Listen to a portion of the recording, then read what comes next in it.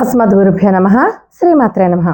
అమ్మవారి దివ్యపాద పద్మాలకు నమస్కారం చేసుకుంటూ లలితా సహస్రనామాల్లో భాగంగా ఈరోజు ఒక అత్యద్భుతమైనటువంటి మంత్రాలు ఏంటంటే, ఎవరికైనా మాటలు సరిగ్గా రాకపోయినా, నత్తిగా ఉన్నా, పుట్టుకతోనే మాటలు ఆలస్యమైనా, అలాంటి వాళ్ళు కనుక ఈ నామాన్ని జపిస్తే వాళ్ళకి మాటలు స్పష్టంగా పలుకుతారు. అసలు మాటలు రానివాడు కాస్తైనా మాట్లాడగలుగుతాడు. అలాగే ఇంకొక దీంట్లో 16 అక్షరాల నామాలే ఉన్నాయి 2 లైన్‌లో కూడా. అంటే కేవలం రెండే 2 నామాలు, ఆ 2 నామ మంత్రాలు. మొదటి మంత్రం గనక చదువుకున్నట్లయితే దుర్వ్యసనాల పాలైన వాళ్ళు, మద్యపానము, పొగ తాగడం, ఇంకా రకరకాల దుర్వ్యసనాలు మానుకోవాలి అనుకున్నా మానుకోలేకపోతుంటే కనుక ఈ మంత్రాన్ని కనుక నిరంతరము జపిస్తూ ఉంటే అమ్మవారే వాళ్ళని దుర్వ్యసనాల బారి నుంచి కాపాడతారు. ఇంతకీ చక్రరాజం అంటే ఏంటనుకుంటున్నారు? శ్రీచక్రమే.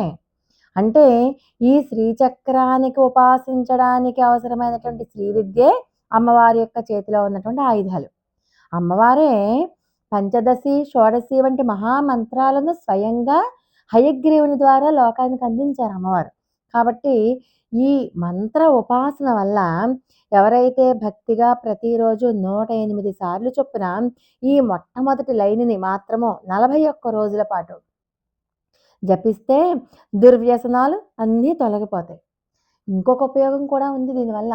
కడుపులో అల్సర్లు ఉంటాయి కదా, అల్సర్లతో బాధపడేవారు ప్రతిరోజు భోజనానికి ముందు 11 సార్లు చొప్పున అలా 90 రోజుల పాటు, అంటే వితిన్ 3 మంత్స్‌లో కడుపులో ఉన్నటువంటి అల్సర్లన్నీ పోతాయి. ఏ వైద్యము అక్కర్లేదు, ఇంకా ఏ మందులు వాడక్కర్లేదు. అలాగే ఈ శ్లోకంలో ఉన్నటువంటి 2వ లైన్‌లో గేయ చక్రము అనేది ఒక రథం పేరు, అమ్మవారి యొక్క రథం.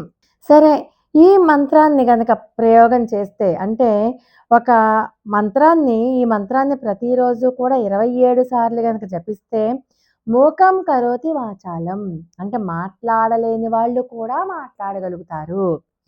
పుట్టు మోగవాడు కూడా ఈ మంత్రజపం కనుక చేసినట్లయితే ఖచ్చితమైన ఫలితం ఉంటుంది అని చెప్తారు. వాక్ శక్తి, తెలివితేటలు వస్తాయట.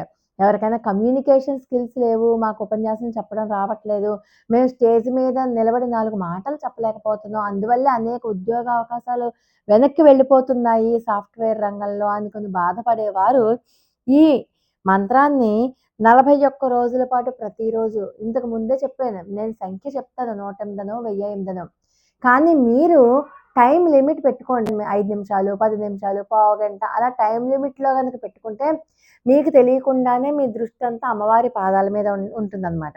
అందుచేత ప్రతిరోజు కూడా 1008 సార్లు చొప్పున 41 రోజులు కనుక జపిస్తే ఖచ్చితంగా ఉపన్యాసం చెప్పే నేర్పు వస్తుంది, కమ్యూనికేషన్ స్కిల్స్ డెవలప్ అవుతాయి, వాక్చాతుర్యము, మంచి మంచి కంపెనీలతో డీల్స్ మాట్లాడి సెట్ చేయడం, ఇవన్నీ కూడా వస్తాయన్నమాట. కాబట్టి ఇది చాలా అద్భుతమైనటువంటి శ్లోకం. ఒకసారి శ్లోకాన్ని ఎలా నేర్చుకోవాలి? చక్రరాజరథారూఢ సర్వాయుధ పరిష్కృత గేయ చక్రరథారూఢ మంత్రిణీ పరిసేవిత.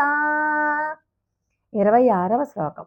దీంట్లో 2 నామాలే, 2 16 అక్షరాల నామాలే, ఎక్కడా బ్రేక్ లేదు. మొట్టమొదటి నామం అంటే దుర్వ్యసనాల నుంచి దూరం చేసే నామం. ఓం చక్రరాజరథారూఢ సర్వాయుధ పరిష్కృతాయై నమః. మోగవాళ్ళను కూడా మాట్లాడించేది, నత్తి కానివ్వండి, మోగ, మాట తడబడడం ఇలాంటివి ఏదైనా ఉంటే వాళ్ళ చేత మాట్లాడించగలిగే గొప్ప మంత్రం. ఓం గేయ చక్రరథారూఢ మంత్రిణీ పరిసేవితాయై నమః. లోకా సమస్త సుఖినో భవంతు. మరొక అద్భుతమైన వీడియోతో మళ్ళీ కలుసుకుందాం. అంతవరకు నమస్కారం.